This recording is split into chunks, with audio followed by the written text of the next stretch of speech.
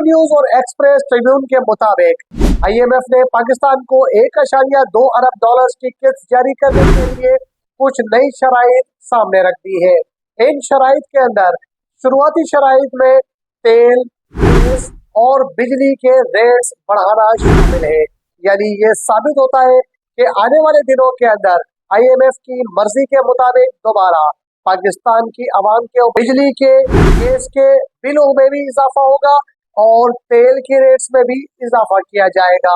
साथ साथ बताया गया है कि इस साल का यानी 2026-27 का बजट आईएमएफ की मर्जी के मुताबिक बनाया जाएगा और वही बजट असेंबली और वफाकी काबीना से मंजूर कराया जाएगा।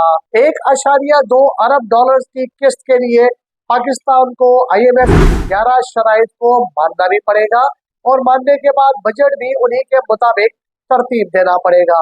आपकी नजर में क्या ये सब कुछ पाकिस्तान की मुआशी खुद मुख्तारी सलब करने के बराबर है? अपनी राय का इजहार कमेंट बॉक्स में कीजिए।